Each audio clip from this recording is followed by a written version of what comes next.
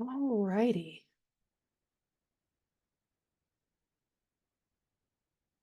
If I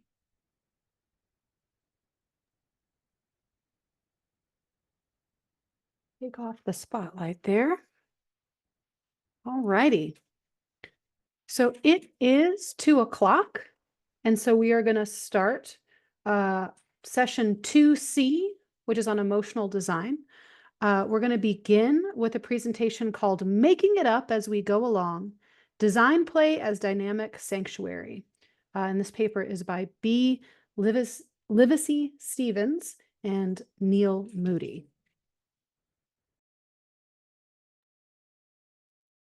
Okay.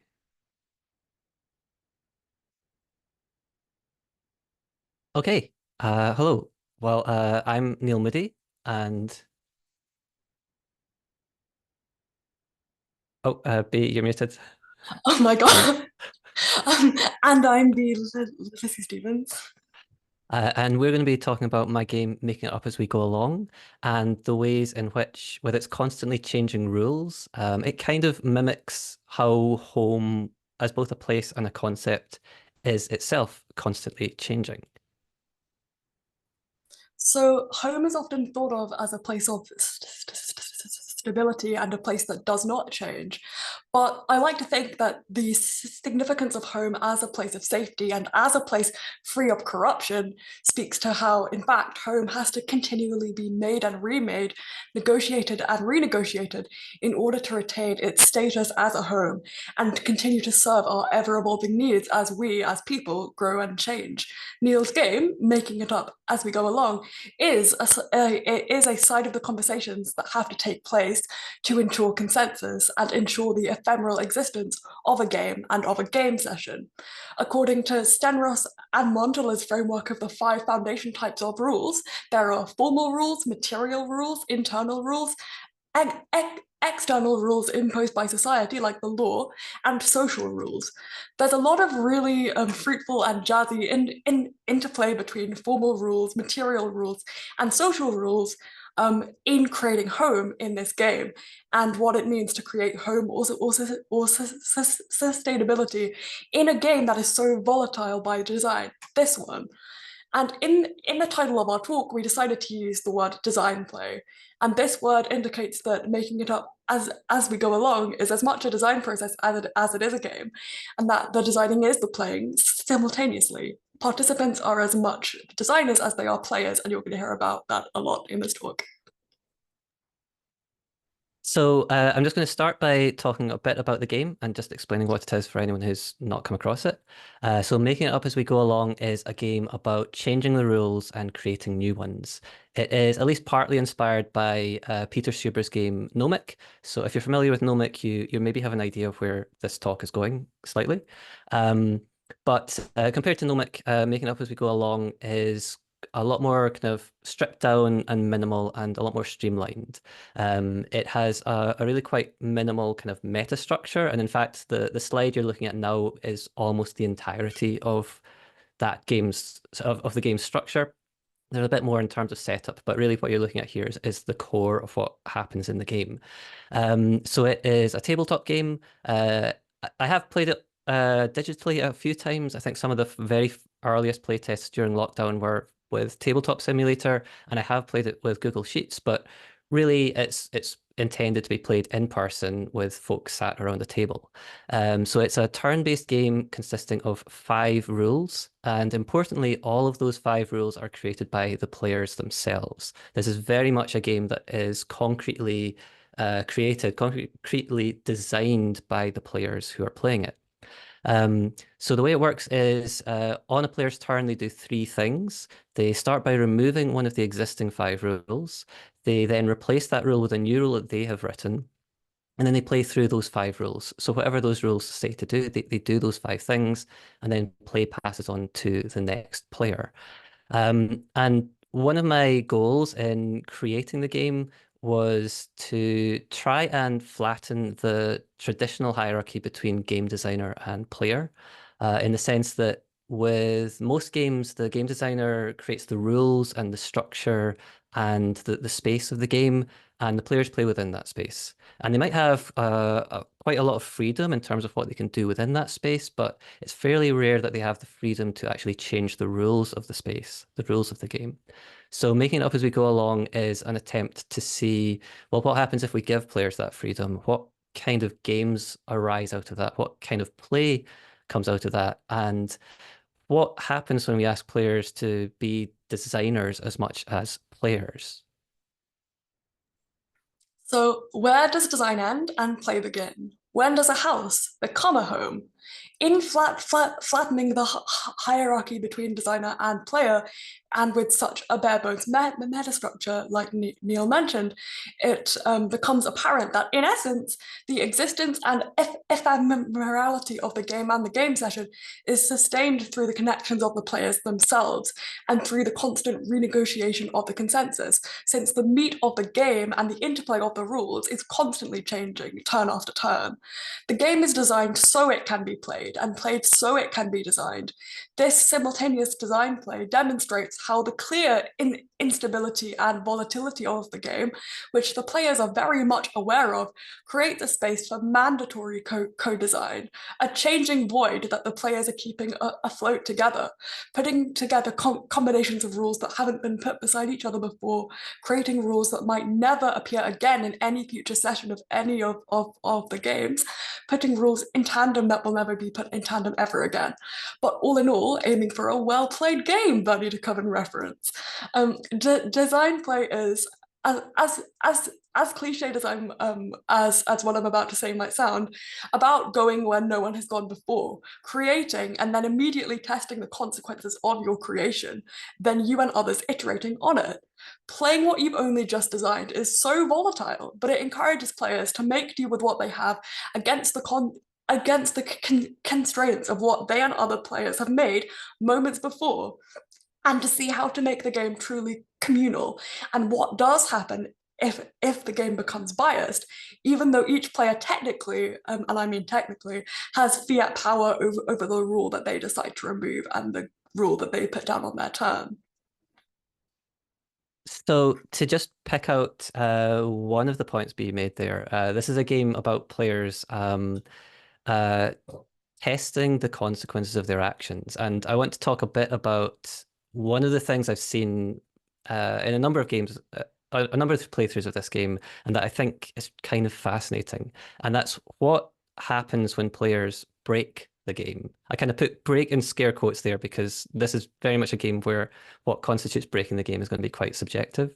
So I'm very much like using my own like subjective opinion on what breaks this game. To give an example of what I mean, in fact, I'll give you a couple of examples. I've seen players introduce rules that say Bob can no longer add rules to the game. So that's very much someone effectively locking out another player from like the kind of core interaction in the game. And personally, that's something I don't really enjoy in games. If I'm coming to a table to play a game with people, I'm there to play with people. I'm not there to be prevented from playing with people. So, and I also think that the rules like that can kind of make games feel a little mean-spirited. So I tend to think of that as like breaking the game. I will note that we do play this game with an X card, and there are like a lot of groups will just automatically veto that kind of rule because they don't want to have that kind of rule in game. But at the same time, I've seen groups who, and I think this is very much in keeping with the spirit of the game, are very willing to let rules like that stand because they want to see what happens. Again, we're kind of asking players to be game designers, so it makes sense that they want to explore the consequences of their actions. To give a second example of something that might break the game and that is maybe a slightly more subtle issue, I've also seen players introduce rules that state rules may no longer be removed from the game. And the reason I tend to have a problem with that kind of rule is that I've played multiple versions of this game, and I've played versions without the 5 rule limit and without that constraint that you have to remove a rule on every turn. And every time that's happened, it's ended up with a game where you just get this list of rules that just gets longer and longer and longer as the game progresses, and the game gets slower and slower and slower because each turn players have more and more information to try and keep in their heads, and it tends to bog the game down. But really, I'm not so much interested in talking about how to break the game. I'm a lot more interested in what happens or what has happened every time I've seen the game break in this way, because every time I've seen that happen, there's always come a point after that where the group collectively has kind of come to a consensus that, oh, the game's not working as well anymore. Maybe it's not as fun as it was. Maybe it's starting to feel kind of mean-spirited, or maybe it's just moving in a direction that no one is particularly excited by. And what's fascinating is that every time that happens, there's this kind of collective effort, it feels, to bring the game back on track, to start replacing the rules, or changing the rules so that things start working again. And again, because this is a game where if the rules aren't working for the players, then it's up to the players to change the rules. So the home that the players return to here is the notion of rules, not any set of rules in particular, but Neil's five-rule meta structure that exists to either be made or sustained or broken. And as we've seen, Neil's mentioned that some players have broken through that design choice of the five-rule structure and added more rules, fewer rules, blocked certain rules from being removed, or created conditions wherein rules are going to be removed or kept. As much as making and breaking rules is the core of this game, the core of every player activity is the rule of the social contract and how to sustain the game, or how, if you choose to, players might break the game in regards to actually breaking play so that the game can no longer progress. The instability and uncertainty of rules does serve to strengthen and weaken the social contract, just like entities within a home. The reason that homes have the status of home, as I mentioned before, isn't because they're safe due to being stagnant, but because homes are sanctuaries and they're places of growth, and they're places of domesticity and informal community. The game is what you make it, and that means that if you choose to destroy the game, it will be destroyed, just like these domestic communities.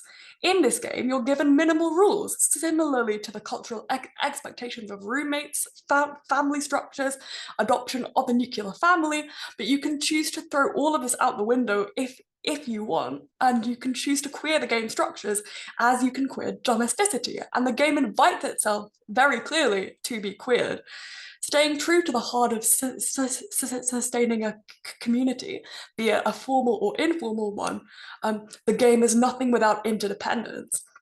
There's no real fail-safe or safety net here, even with the X card really, because there's no actual word of God within the rules, even with the meta structure of the 5 rules. The rules Neil has written exist to be defenestrated and refenestrated if players want. The player designer is set free, and nothing about the game stops them from creating chaos or creating utopia, but the meta structure encourages them to be an effective and collaborative designer to sustain the game, sustaining play, and resolving design problems. The game is going to continually throw up design problems, and the game is in fact an intentional design problem. It's like playing Tetris, where the blocks are raining down rapid fire, but you can decide to just change the rules and stop the block moving by not adding new rules or changing rules, or using the unwanted or old rules to make something new entirely. Some players might want to have the rules work in tandem and try to create a perfect game, a perfect game.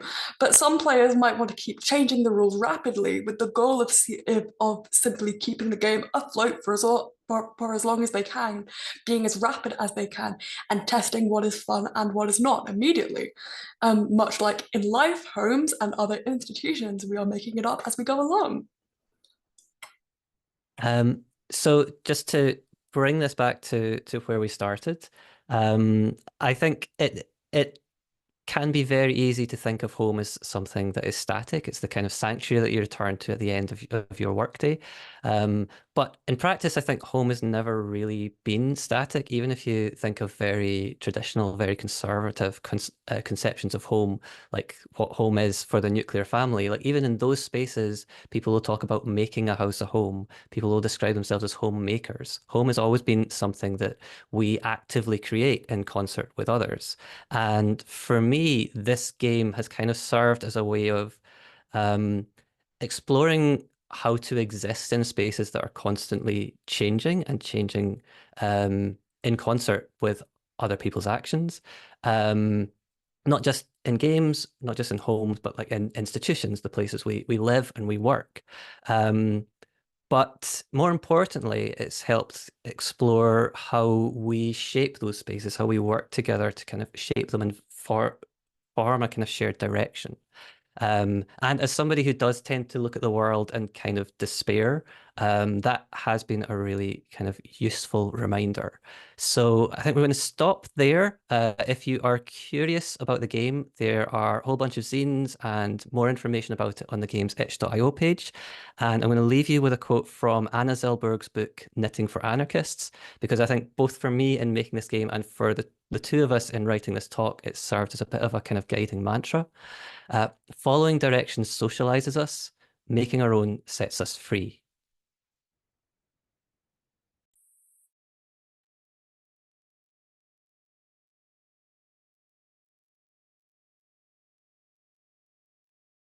Thank you both so much. So moving straight to our second paper, it is entitled The Beauty of the Brew, How TTRPG Systems Structure Creative Co-Design. And it's going to be presented today by Scott DeJong and Marc Lajeunesse.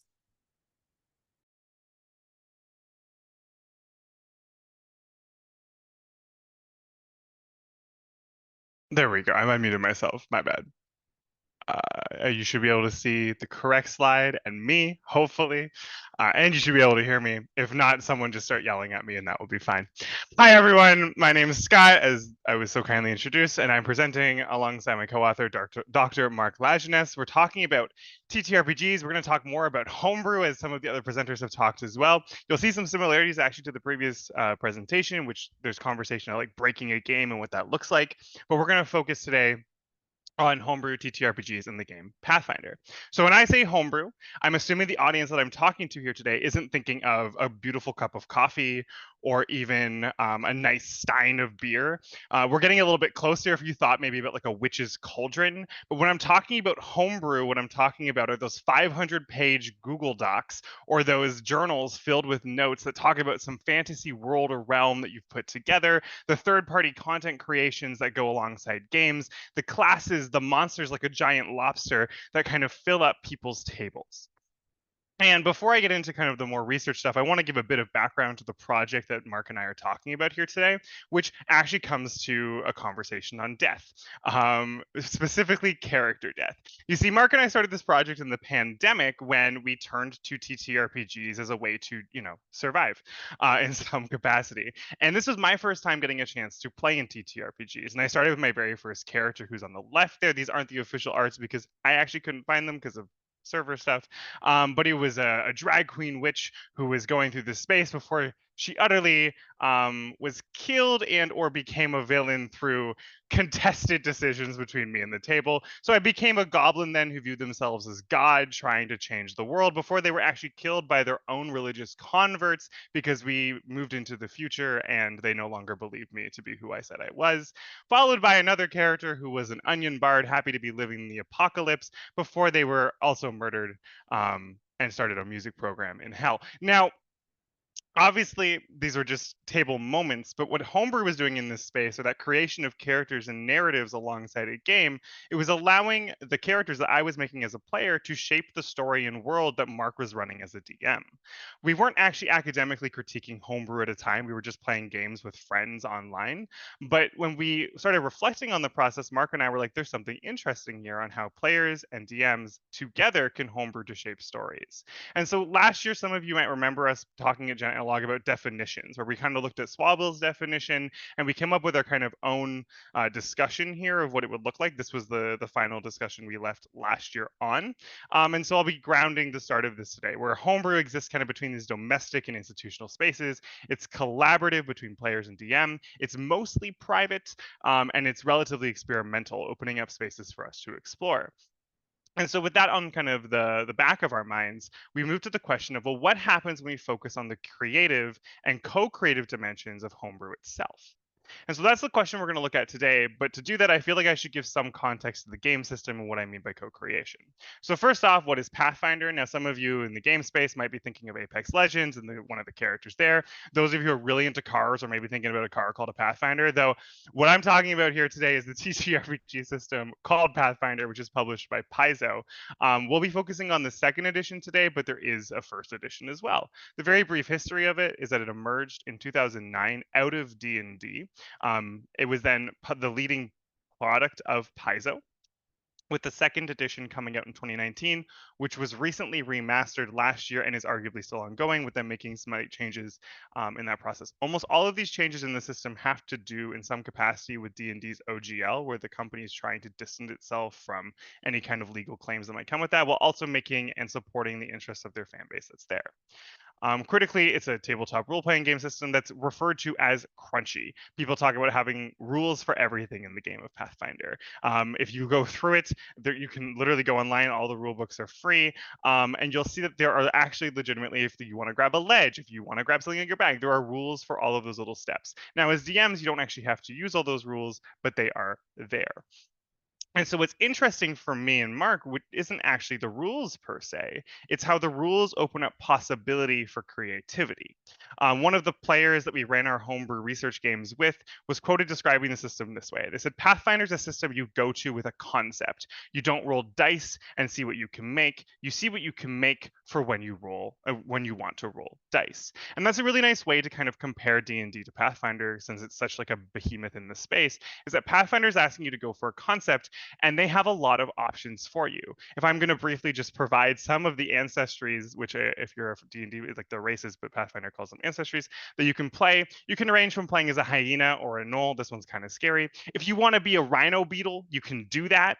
If you want to be a goblin, 100% you can do it, but make sure that they are in love with pickles. That is like lore accurate goblin in Pathfinder rules.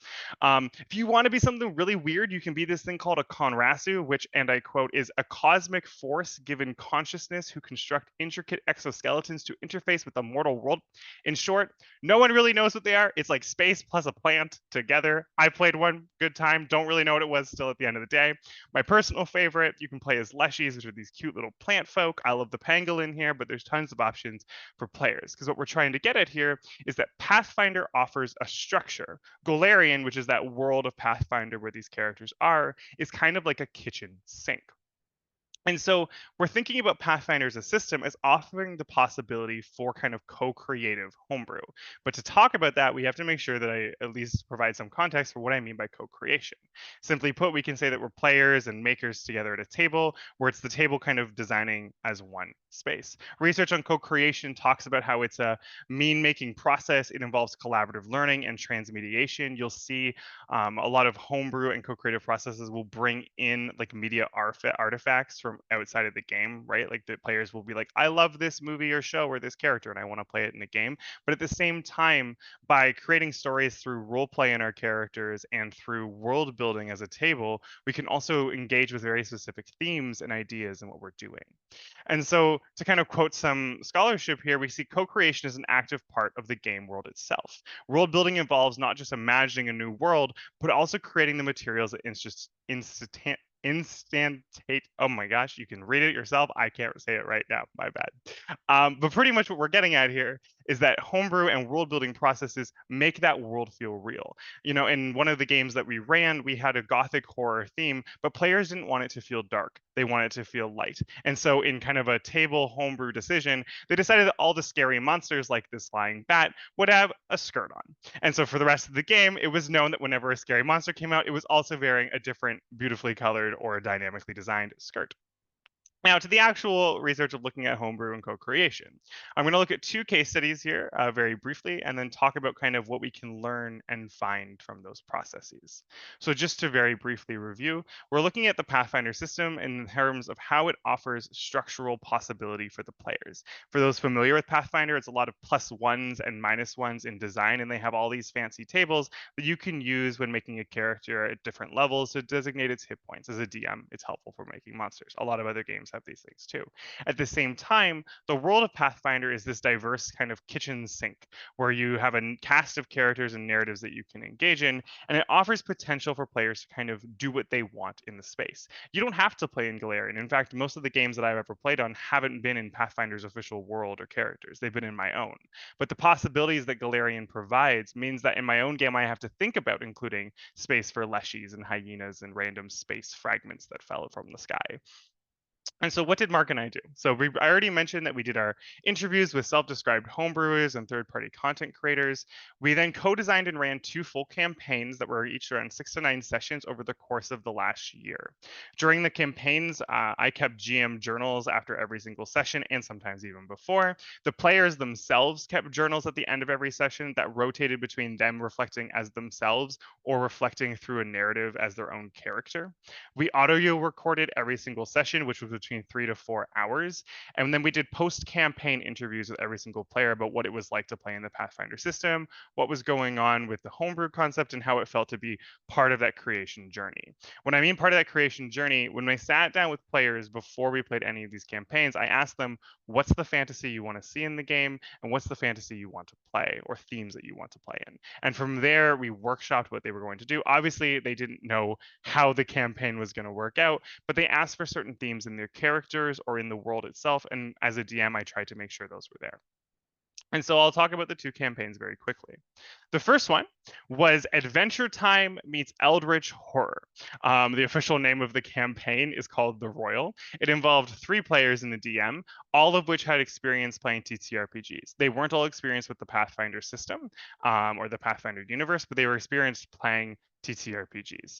The group themselves specifically wanted this kind of mystery of the unknown, but they wanted it to have that kind of crazed fantasy with whimsy of Adventure Time.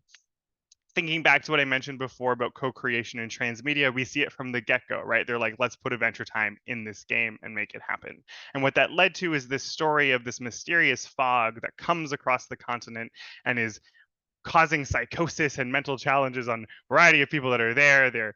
There's a lot of mystery of what's going on, and players are trying to figure it out in this world where you have squirrels with tentacle mouths and food people walking around.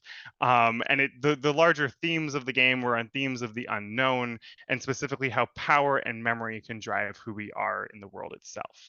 The second campaign, continuing on a horror theme, because that's what players wanted, was called Whispervine Estate. But they wanted, instead of Eldritch Horror, Gothic Horror with upbeat whimsy. At one point, upbeat whimsy was initially going to be Bollywood, but as a group of people who are not from India, we realized that because we were going to be publishing this work and we were going to have it more public than just our table, we decided to change it from Bollywood to, they more wanted some themes from Bollywood, such as drama. They wanted some bright colors on the characters themselves. They wanted some music and dance numbers in the game. And so we kept those themes alive without explicitly engaging with Bollywood, just for larger concerns about how it might be taken up beyond our own table. At this specific group, we had 2 experienced players, 2 completely brand new players to TTRPGs at all, and 2 players who were new to Pathfinder itself, for a total of 6, which is a lot of players. As you can see, this was the one that had the skirts, which was a key factor in the game itself. The themes specifically in this game focus on questions of relationship and love, building an exploration not of the other as a problem, but as the other in terms of a reflection of ourselves and expectations. And so with that in mind, playing through these games over the course of the year and reflecting as both a GM and a player, what can we think about co-designing with Homebrew, and what can we learn from these processes? So first off, we can argue that co-creation through as a means of Homebrew is care. When we're designing with the players, we're creating a space for them to feel as if their voice is directly part of the character. Players themselves are watching as their ideas for an archer with burned wings becomes tangible in the game itself, and they can feel more included in part of the game. It's recognized in a lot of tables there's unfairness between the players and the DMs, and that wasn't a problem that players ever cited. Now, that could be a nature of the table itself, but having an actual stake in making your character also lets you feel like you were more part of the story and world itself. To quote one of the players' characters, known as Calliope, they said, "Seeing a character idea enabled just for me to play was incredible. It was built for me and it felt extremely personal and taken care of. I want to run Calliope in so many other campaigns." For many of the players, they referenced how their uniquely designed character classes and ancestries were things that really touched on pieces they've wanted from other characters and something that they wanted to continue in larger practice. The second point we can make is that co-creation is a means of immersion. Getting a voice in their character allows them to feel part of the game itself. As one of the players in the quote on the right said, "It was a deep personal experience. The world the character was made for you. These characters in a regular setting would have perhaps been boring, but here I was immersed. I was actually pre-immersed to the game just in the lore." Owen is a lore player. Owen had his plans for that character before we sat down on table one, had already written down scripts of certain statements he was going to make against NPCs because of how much that homebrew lore document hit on the themes that he wanted to go on. Someone else wrote, "It was really wacky, but that felt okay because all of us were designed in that wackiness. The table, the story, and the people embraced it, so it all felt real." The third point comes back to that theme of brokenness that the other presenters briefly touched on, which is that homebrew doesn't have to be perfect for the system, or it doesn't even have to make the system better. The changes need to work for the players and the table that's there. As Ethelred Pottingham III wrote, "You warned me that the character might be broken, but I felt it was actually the opposite. I wanted to have it feel more impactful. The concept was cool, execution was tough." So even though mathematically to the system, their character was actually in the higher echelon of power levels, the player themselves was like, nah, this could be more powerful. And that's coming from a player who I played other games with, and they don't seem much like a power gamer per se. There was another people saying that we had lots of trust with each other and the GM. Breaking the rules was a part of good faith for the table itself. It was totally okay for it to be broken. It only further aided in collaborative storytelling. And so therefore brokenness, as we're referring to a rule system, should only matter so much as it's not harming the play space, but actually enhancing what players are expecting from that fantasy, as well as the GM and what they're trying to design. Last but not least, homebrew is also a means to offset the complexity of the game itself. I mentioned Pathfinder's crunchy. It's a tough to learn system. And as the players recognize, it's a system where having knowledge on the GM matters, but homebrew helped make it somewhat bearable. The rulebook was overwhelming, as this one player wrote, but your knowledge of the system meant that they weren't flipping through a book for all the answers all the time, and they want to actually show the system to others just because they loved so much of what was going on there. As another player wrote, the gameplay of their character itself would have been different without the grid and action system that Pathfinder itself provides. And so what we can learn from this is that Pathfinder is providing these pieces as well. And so I realize that I'm kind of coming close to my time, so I'm just going to kind of go to key takeaways, which we can summarize as follows. The TTRPG system sets the world building and mechanical groundwork for homebrew. Having knowledge of that system affords a smoother, deeper, and more immersive space for your players. Co-creation allows players to insert themselves into the game, and it challenges the questions of unfairness, and it also further welcomes players to the table itself. And the table alone determines what is balanced. Yes, a rule system might give us the pluses and ones, and it offers our guidance, but our design is what makes it possible. I'll end there. Thank you for your energy, time, and patience. If you want more information, you can contact me or Marc here or see any other work we do as well. Thanks, everyone.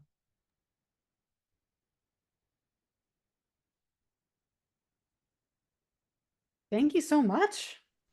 I want a stuffed animal of all of those little creatures now. Paper 3 in our panel is entitled "They Didn't Make It Home, Designing for Unfairness in Right to Roam."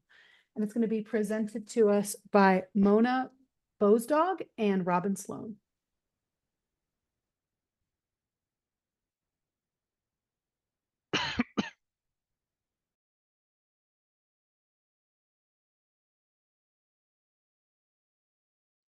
Okay, I'm hoping that's us and that you can see my screen. Okay.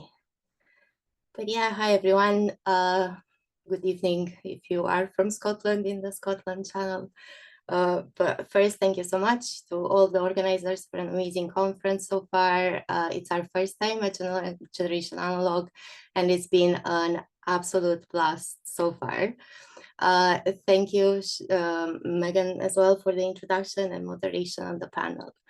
I am Mona. I'm a lecturer in immersive experience design at Abertay University, where I co-lead the game design and production program. And I will be also presenting on behalf of my colleague, Robin Sloan, who's a professor in game design and culture, also at Abertay, but who couldn't join us today due to caring responsibilities. So home caring, I guess, keeping him away from home discussion. Robin and I co-designed the board game entitled Right to Roam that I will be discussing today, focusing on how we design for unfairness and imbalance in order to prompt discussion about inequalities of something as seemingly mundane as walking home.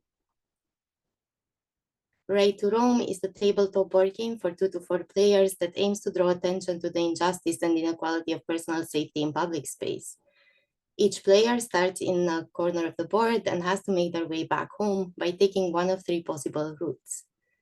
Longer routes look relatively safe with lit spaces and chances to take shortcuts or hop on a bus, whereas darker routes are shorter but offer less safety with limited sanctuary spaces and more chances of drawing threat cards. Players are randomly assigned either a D6 or a D10, and the dice are custom made with 3 symbols: walk, don't walk, or walk if you discard the guardian card.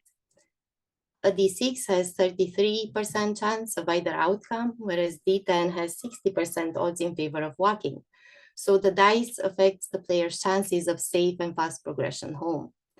Players with a D10 also get a shortcut coin, which offers them a 50-50 chance of taking a shortcut.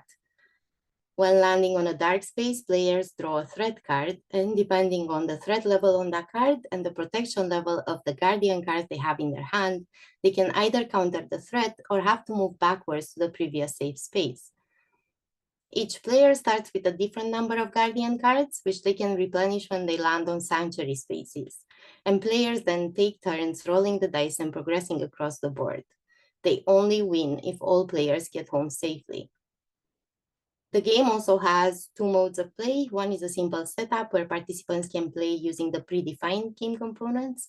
And this simple setup is really intended to facilitate a quick tutorial game and to allow players to understand the game system.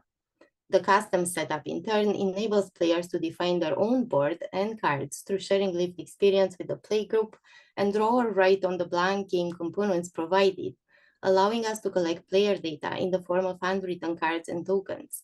For example, particular shortcuts the players would or would never consider, spaces that are safe or unsafe on their walk to campus or accommodation, areas that are poorly lit and should be avoided at night, and so on. But before I go on to discuss the design of the game, I just wanted to reflect a little on the context in which the game came to be. I love walking, but I hate walking at night. This is an experience always laced with fear instilled in me from a really early age, and compounded and validated, sadly, by the numerous news horror stories of violence against women walking alone. Until I started working on this project with Robin, I thought everybody was afraid of walking alone at night. In sad reality, I realized that only roughly 50% of us do. I thought everybody had these little rituals or comforters they arm themselves with before going out at night. Charge your phone, keep your keys in your hand, walk only on lit and populated roads, avoid highways, underpasses, and other dark places. Never listen to music or podcasts, wear comfortable shoes, cross the road when encountering another person, and so many more. And these rituals felt a lot like a game to me, planning your route and then praying for luck. And that's how I started thinking about Right to Roam, an unfair game of chance which can capture this systemic inequality, these behaviors and these situations encountered when walking home alone.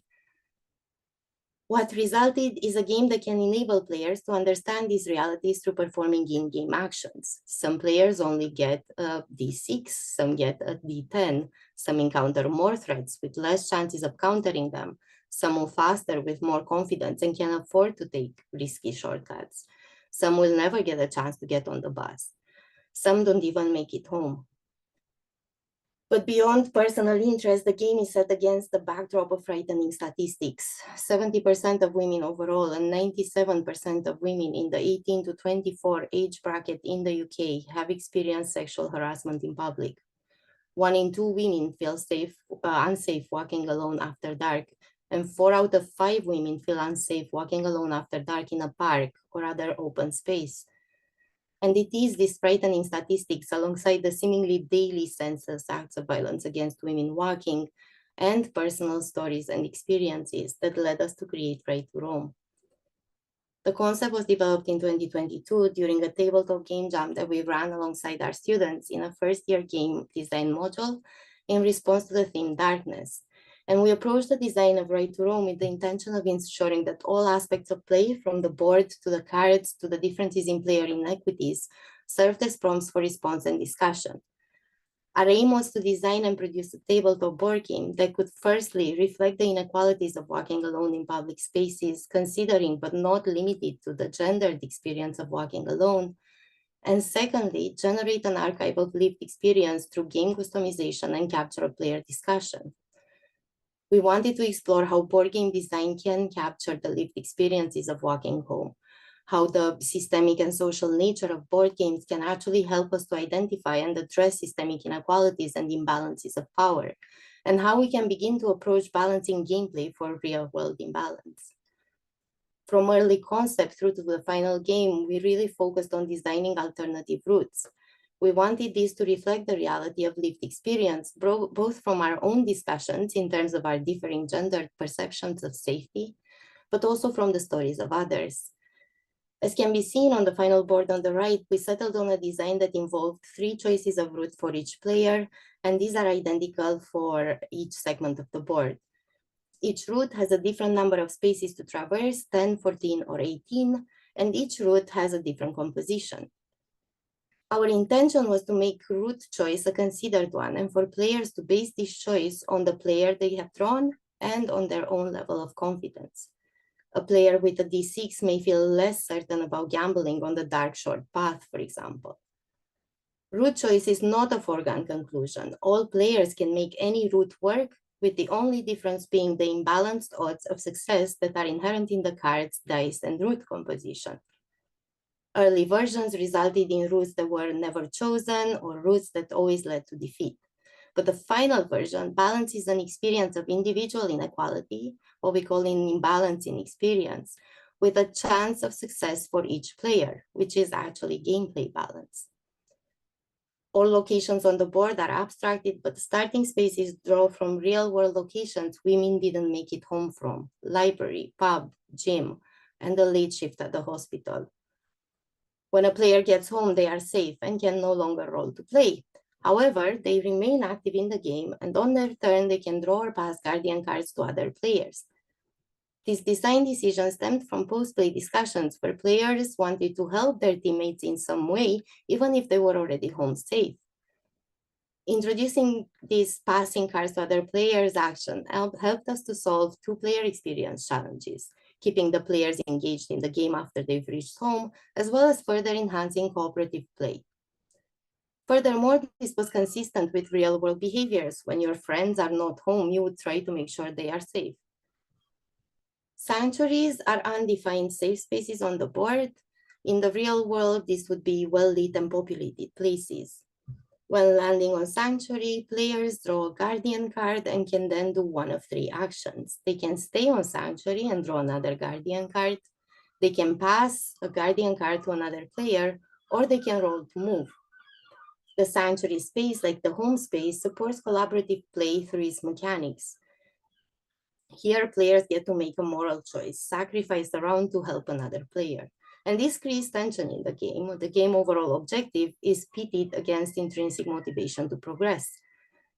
In addition to creating interesting gameplay through meaningful choices, this also acts as a discussion point. Ensuring safety for all requires us all to work together and to make active choices. So the game prompts players to think about what these choices might be and how they can develop real-world behaviors that can contribute to making public spaces equally accessible and making walking alone safer for all. Shortcuts and bus stops are special spaces on the board with their own mechanics. To highlight the reality that some routes in the real world are perceived as too dangerous to even consider using, the game board has several shortcuts that will allow players to skip ahead and make faster progress home. These shortcuts also reflect real-world inequity. Only 2 players begin the game with a shortcut coin. The other 2 players do not even have the option to consider a dangerous shortcut. Bus stops also provide opportunities to skip ahead, but they are available to all players through dice roll. If they roll walk, the bus arrives on time and is safe. If they roll walk with cards, the bus arrives, but it doesn't feel safe, so they can only embark if they boost their confidence with a guardian card. And if they roll don't walk, the bus never arrives at all.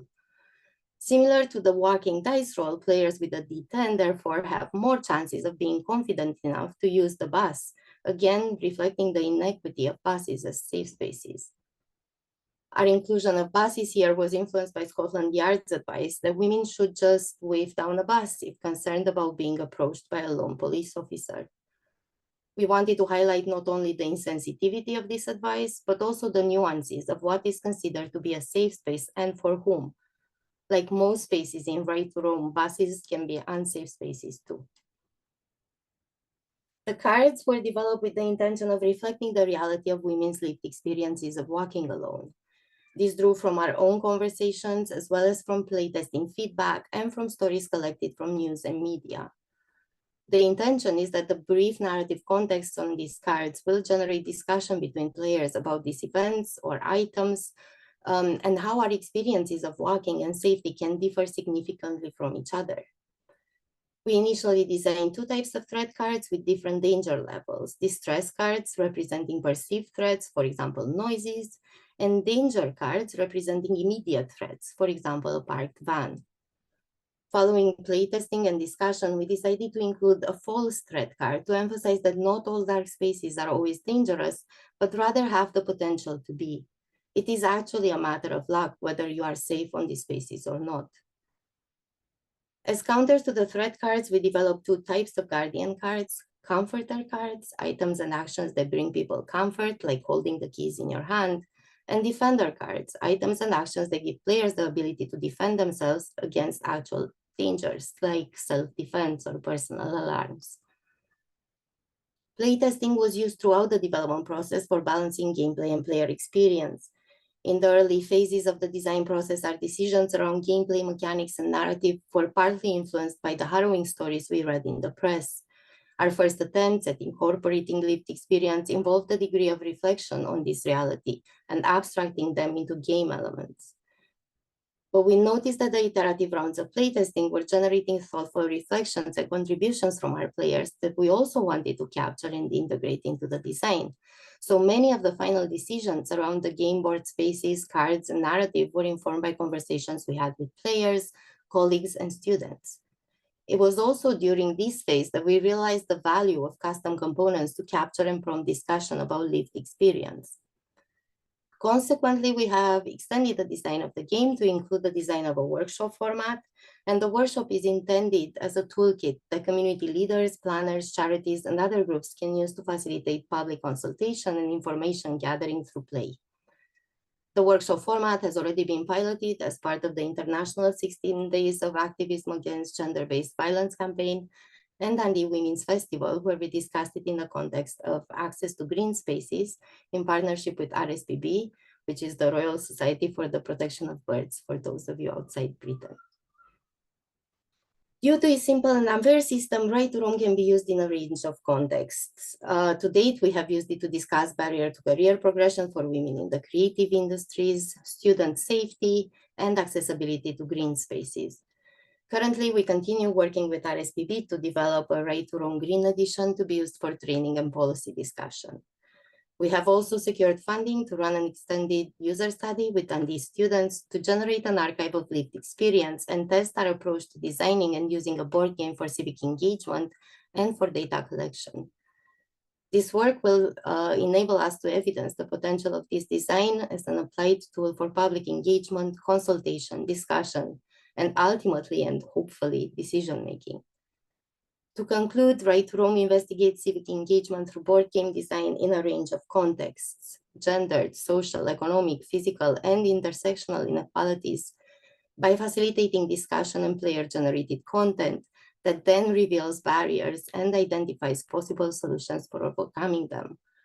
We are hopeful the Right Room will continue to contribute to the important conversations about safety in public places from a more considered and empathetic position, and catalyze discussion around the lived experience of walking home. Thank you so much for listening, and I am looking forward to the discussion.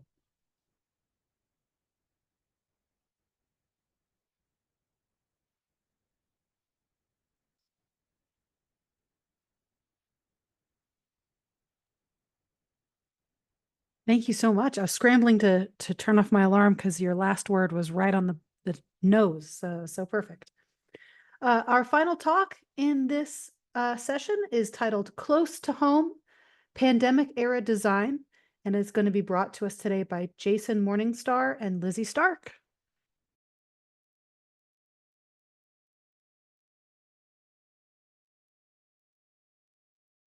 See, are you there, Jason?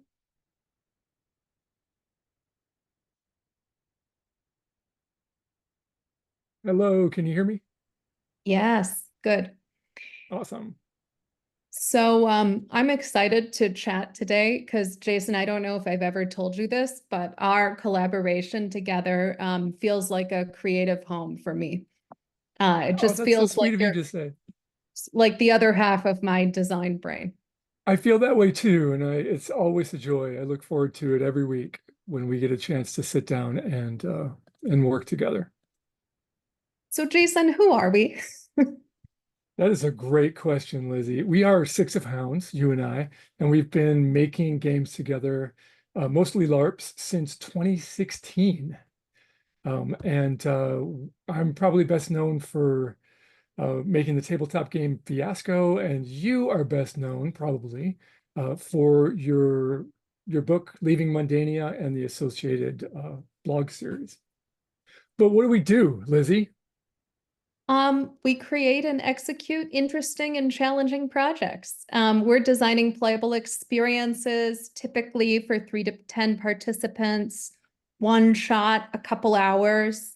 And usually we're creating live games. We're creating LARPs together.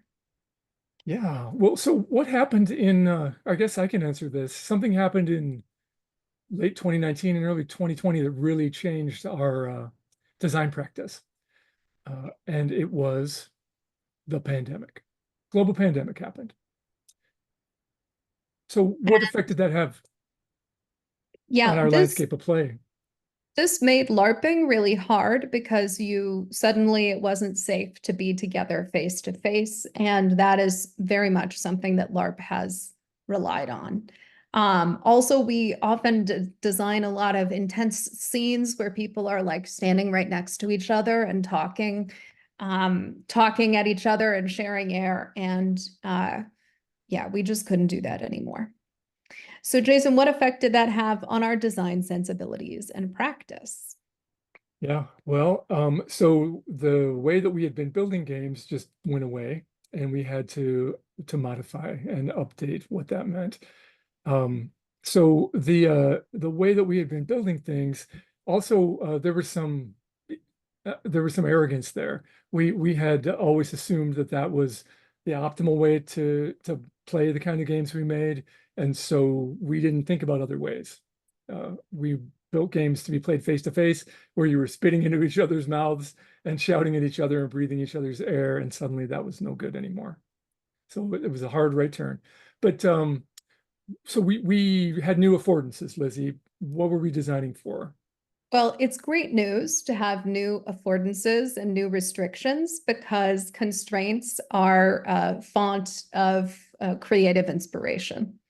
So instead of designing for live groups of people to get together and breathe on each other, we were instead designing games that people could play through, Discord, Zoom, Message. And maybe they didn't have to play all at the same time. Maybe they could play at different times and their game worlds could be shared by these mediums. But sometimes, but we also designed for simultaneous play. We were also designing for short attention spans, being in the flush of, I don't know if everybody remembers how stressful 2020 was, but there was a lot going on. People had short attention spans to devote to gaming, and we had tense, depressed participants. They did not want to be playing super serious, sad games. They wanted to connect with each other, and they wanted to have fun, and they wanted to escape.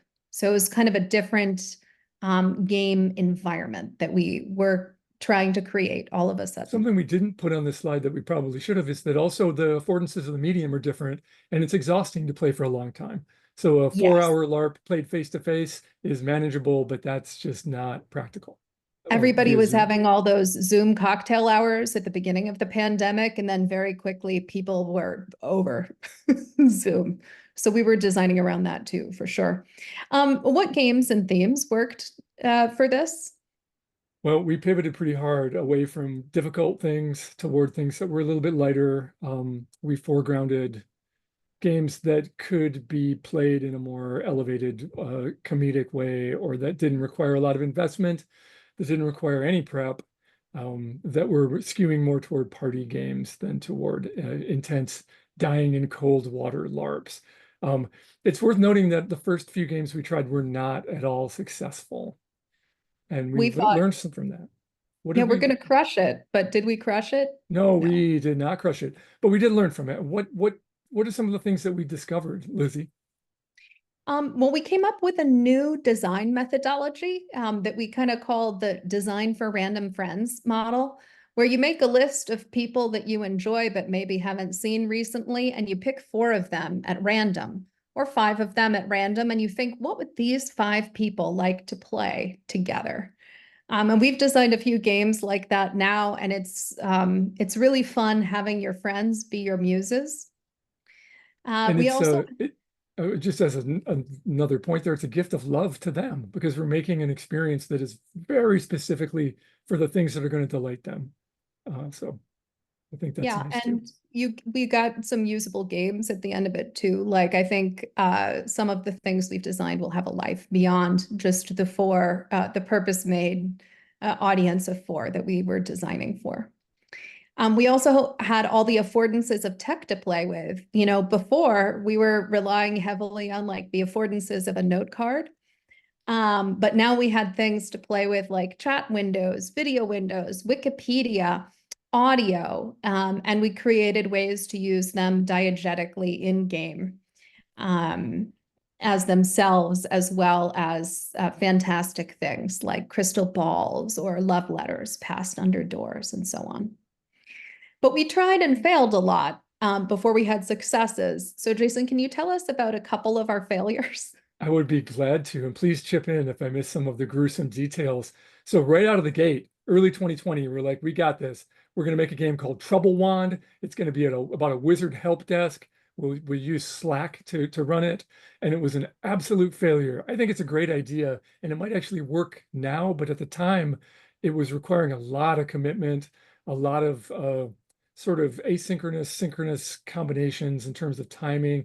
And we were starting from a place of fear, which I think is an important thing to recognize. People were just freaked out and they were not ready to play like that. We were having people do magic spells by like sanitizing their doors in real life. And I think that was pleasurable for at least one participant, but there wasn't enough there. Like we didn't have the verbs of the game down. And it was designed to be pro-social, right? Like you were actually going to use the game to help clean your place or get PPE or whatever. Just terrible. Didn't work. Awful. How about the Untitled Food game? We never got a title for it, but it was a distributed cooking game. And man, food is emotionally fraught. It is a deep, deep connection to home, family, self-worth, emotional resonances all over the place. Absolutely did not work at a time when people were a little nervous about where their food was coming from in terms of grocery store panics and things. Bad idea. This was like a competition plating challenge. We were thinking, how can we get like Great British Baking Show coziness and share it with our friends? So we were having people like style their food and photograph it and then text it to each other.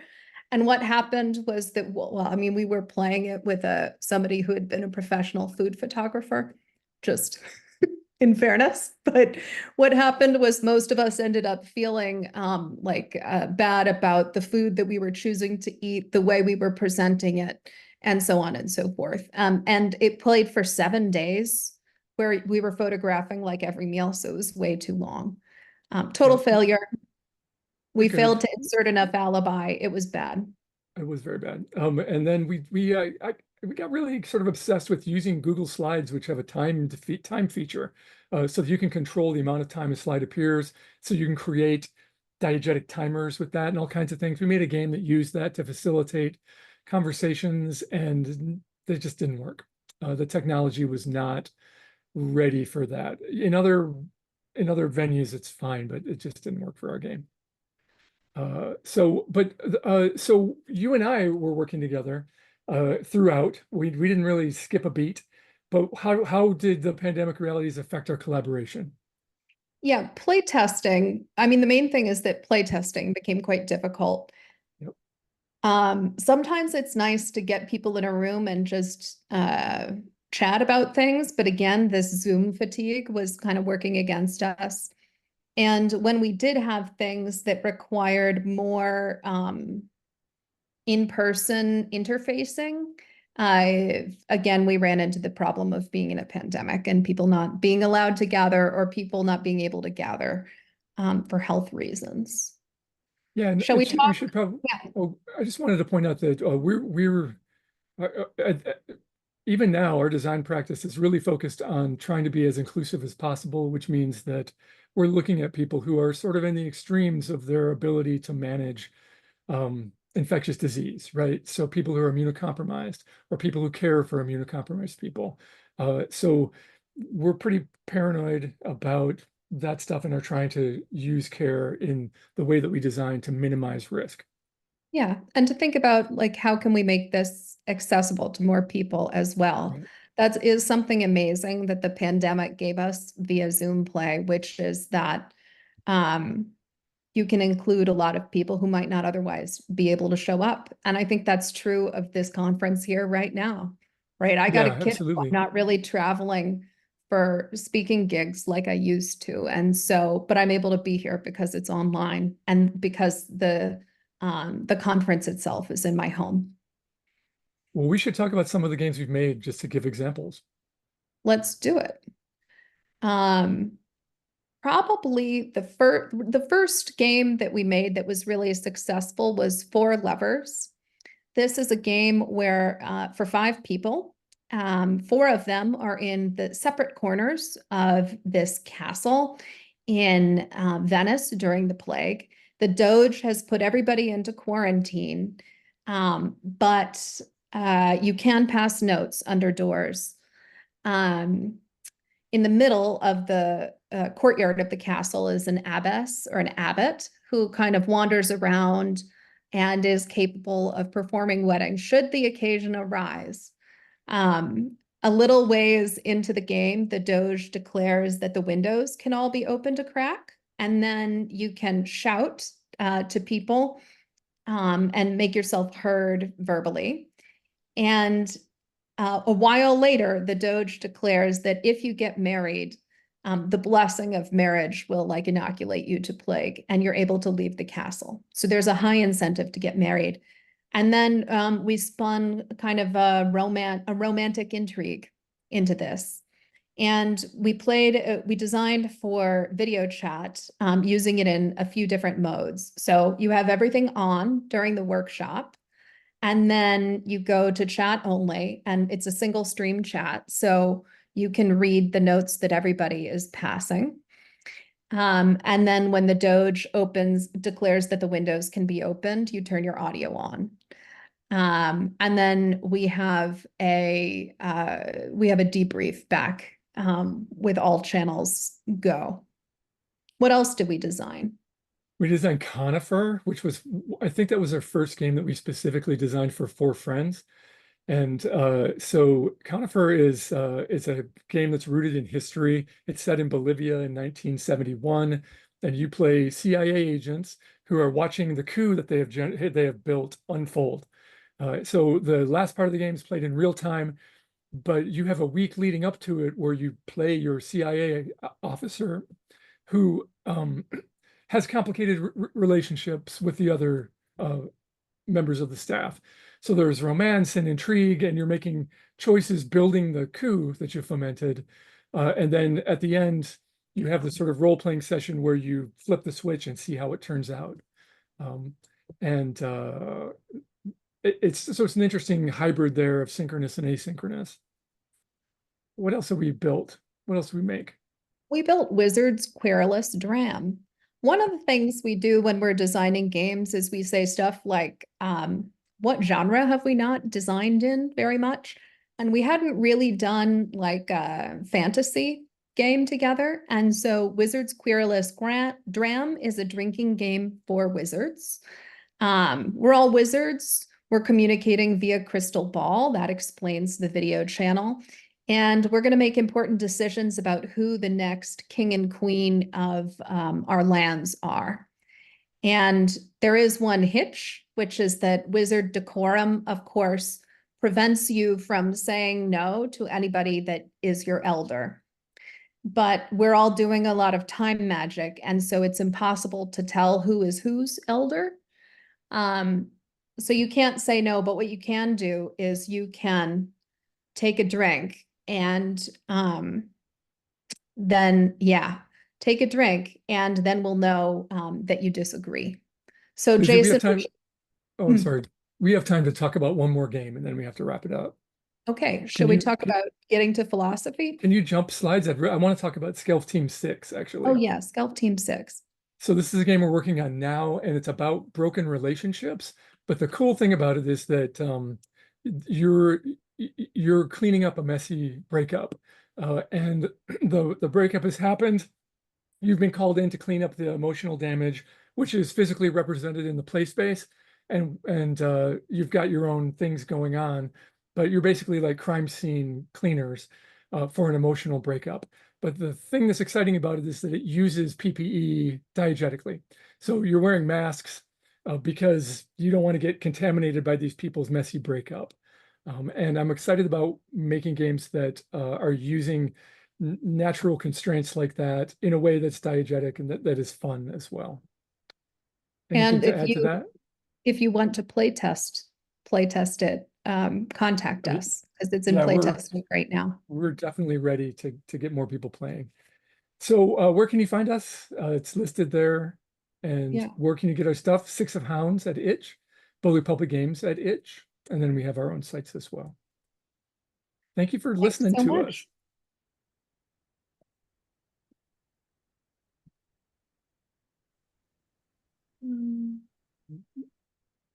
All right.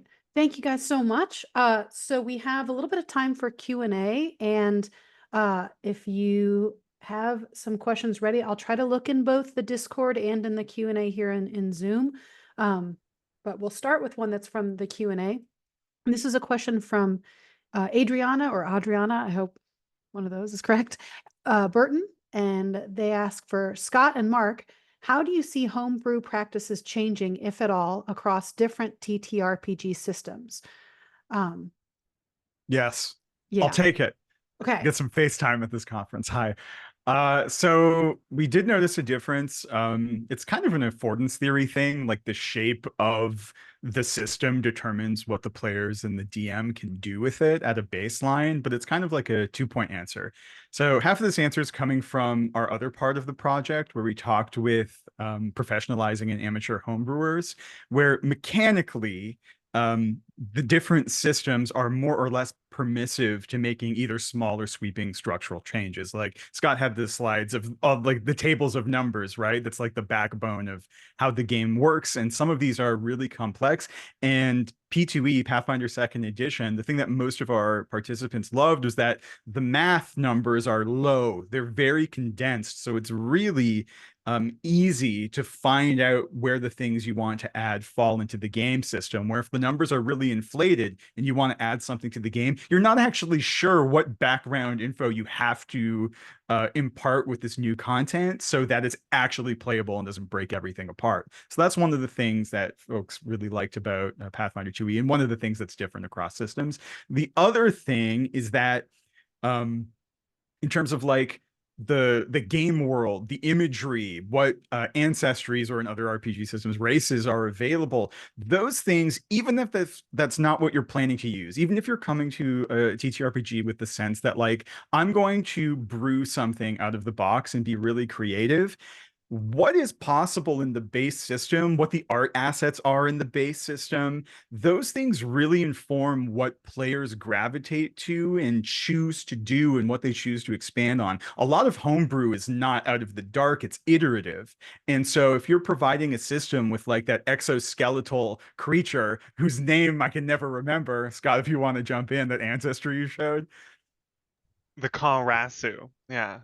The Konrasu, if you have that as like a baseline thing to be in the game, your players know, and you as a DM know, that you can probably come to that system with a wild idea, and there is some precedent within the system that the thing you imagine is probably possible, right?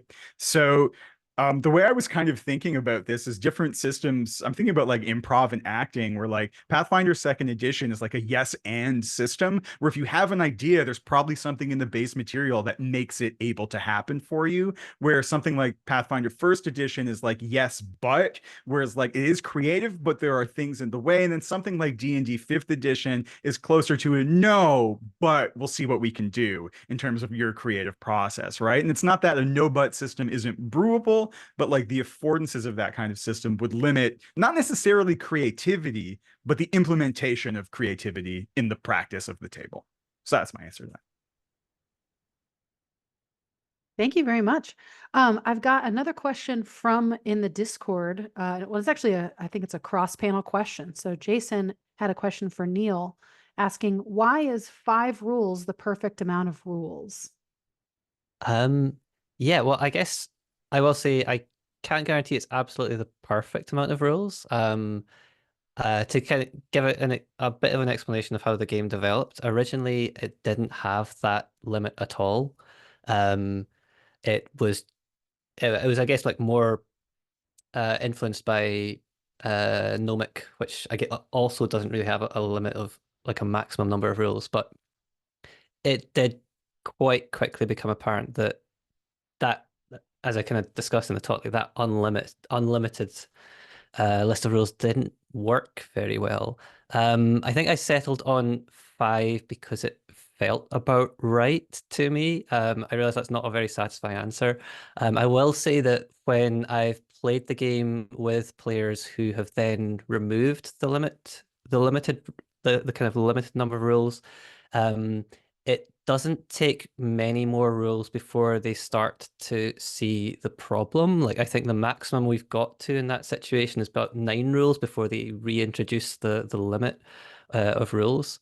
So I think 5 is about right, but I've not done like a huge amount of like detailed like play tests to verify that it's absolutely perfect. But it feels right to me, and it does seem like the right number based on the playtest I have done where we've gone past that limit. I think it is the perfect number. So let's see, where did my Q&A window go? There she is. All right. Again, please keep the questions coming either in the Q&A area or over in the Discord. So I do see a question from Lizzie in the Discord asking, what's next for the walking game? Is it in production? I guess that's me. Mm-hmm. Yeah, we have a printed copy at the moment that we've been using to run workshops. Is print and play on each. Again, we're trying to develop it as kits for the custom version, the blank one, because having run it with women in the creative industries to discuss kind of barriers to progression in career, we realized that if we remove the walking darkness context, then the conversation keeps going, and it actually generates so much data through playing and such interesting conversations. And I think what's really, and this is what we're running, like the larger project that we're running with all the students associations to try to capture some data about Dundee and what are the hotspots for safety and what are some of the strategies that could be better implemented, hopefully informing policy as well. And yeah, working with RSPB has been great because they're wanting to use it with their nature reserves to discuss barriers to access to nature, but also women's safety in the countryside. So there's like endless possibilities for using it. We've been discussing whether we can use it for particularly with women and rehabilitation post-prison, and how that can be used. So essentially anything that's a rigged system that's unfair, that has some winners with privileges and some less privileged players, and a system that works to kind of like counter those through barriers and I guess solvents for those barriers that can work. So yeah, I think endless possibilities, but we're gonna try to print them out as kits so that various organizations can use them for training purposes, for generating discussion, for gathering data about issues in particular topics, and so on. But thanks so much for the question, Lizzie. Thank you. So I have two questions queued up here. So we'll start with one from Sarah. This is a question for Lizzie and Jason. Are you going to stay with the lighter themes for future projects, or will you look to turn to work with heavier themes again? I feel like we're prepared to broaden our horizons a little bit. I think people are ready for heavier stuff, and we've got some heavier things on the horizon, wouldn't you say?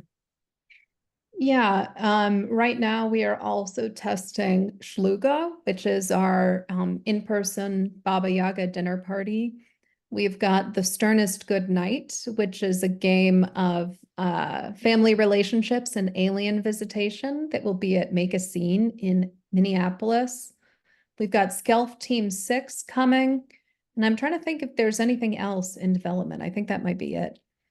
Right now. Oh, the eggs, which we're developing at the time of the pandemic. It's our Nina-form LARP. So it's a black box LARP that's very dancey, and there are eggs, of course. And then we have a question from Evan, and this is for any and all of the panelists, so feel free to jump in. So Evan asks, if students were to play these games, how does it change the nature of play that they are students rather than free and voluntary players?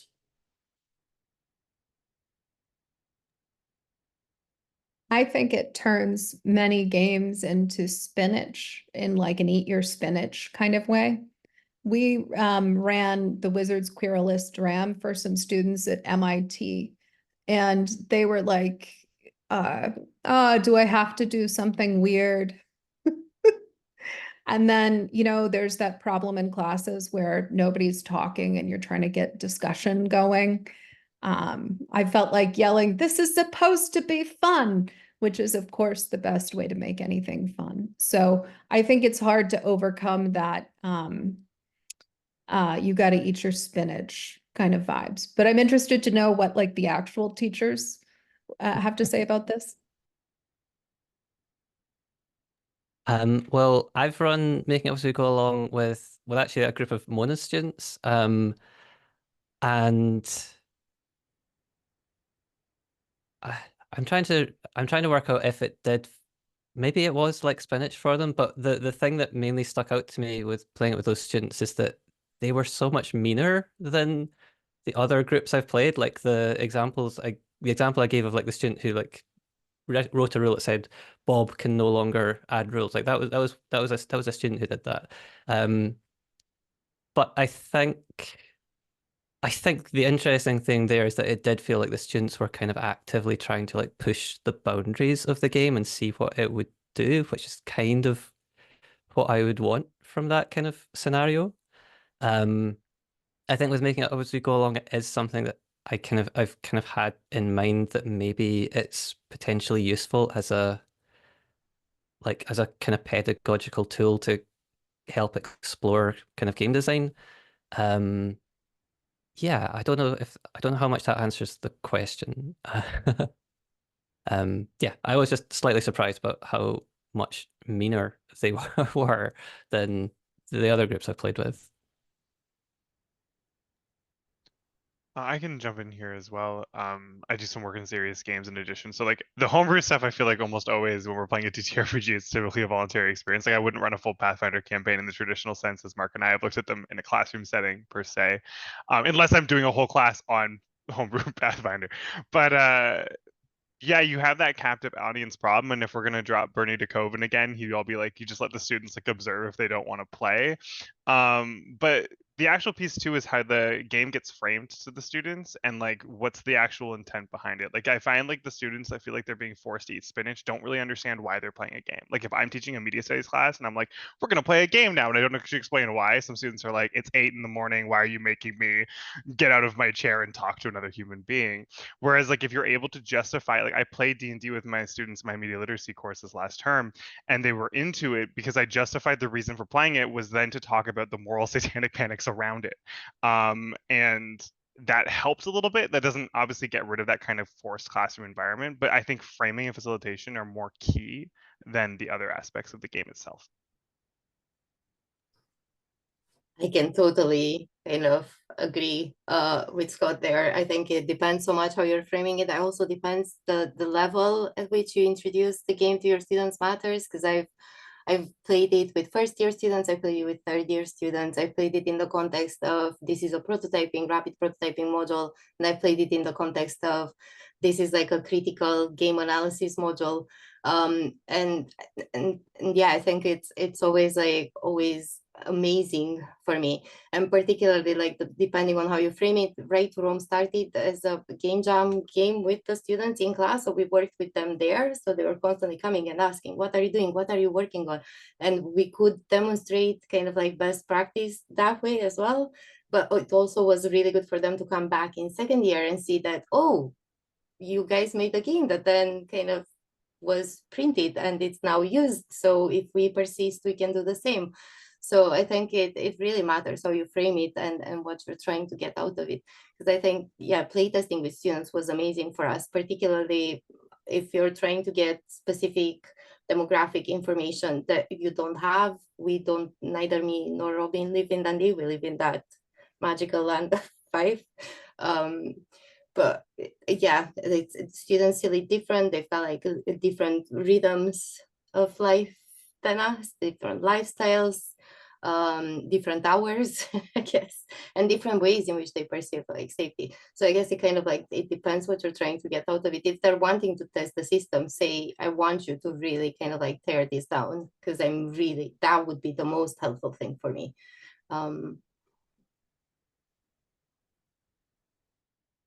Thank you. I don't want to cut anybody off, but did any of the other panelists have a response to that question? I do. Oh, there we go. Cool. Yeah. So, one of the things that like got me to be a game studies scholar was going to the Critical Hits game jam run by John Cole.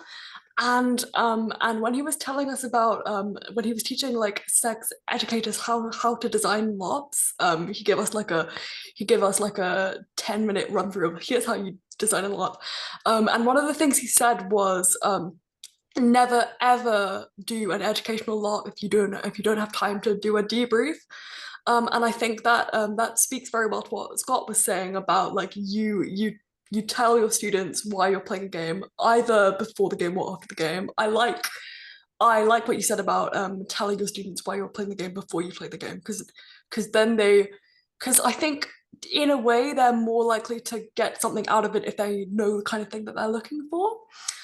So I think that works pretty well, and I also really agree with Mona in the sense of like when you want people to when you want people to give feedback on your game, it's very helpful to be like, I need you to be honest with me, tear this down, like find all the holes and burn it to the ground, tell me what's wrong with it, and tell me what you like. And I think that's just so great. And yeah, as someone who has played making it up as we go along, and who has played right to Rome and gotten to a massive argument about whether someone walking with a dog is a safe person, they're great games. I mean, I am biased, but yeah, I think there's a lot to say about having students know what they're looking for when they play a certain game in a pedagogical context. So I've always kept John's words quite close to heart about like never run something if you can't do a debrief or tell people why they're playing a game. Thank you. And we have time for one more question, and Chris has one in the Q&A. Chris asks, for Jason and Lizzie, you mentioned starting to design for 4 specific people at some point post-pandemic. Could you go into more detail about how that changed your games and design process? Yes. So it's such a delight to look at the people that you've chosen and think about the things that you think they would like, and then ask them, because we polled them. We said, what are the things that would excite you? What are you interested in right now? And then you've got 4 inputs that are all going to be different, and each of them is going to interplay in interesting ways with the others that we can imagine based on our knowledge and love for those people. Lizzie, can you think of specific examples of things that we put in or took out based on the people that we made the games for? Yeah, we knew that at least one of them would want to have a torrid, unrequited love affair that ended in pain and terror. And, you know, you might think that's not a natural match with a spy game, but like we made it work because we knew that participant like would really get a kick out of that kind of play. Yeah, that's a great example. We have another game called Parting Day in Mossley Wood, and the whole core mechanic of that game revolves around making friendship bracelets, because we have a friend who's very tactile, and we knew they would want to do some kind of craft activity. Yeah. Yeah, and that's how we ended up making a game about forest creatures as well. I don't think we're natural, cuddly forest creature design people, but we made a game about forest creatures making friendship bracelets together before they go out into the world. And so that was just utterly inspired by our friends.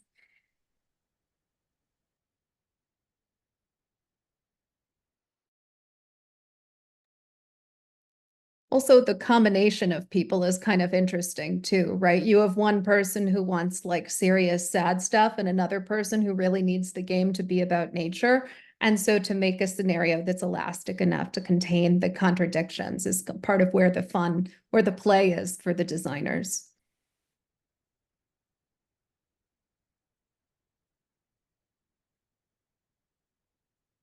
All righty, folks. Well, we've got just a few minutes. Are there any other questions? The Discord is like on fire right now, by the way. So if you wanted to wade in there, there's some really fantastic discussion going on there as well. So we have coming up here another break, and then our final panel of the conference titled Cozy Capture. So I'm looking forward to that. Everyone enjoy your half-hour break, and we will see you on the flip side. Stay analog. Thank you so much. Bye.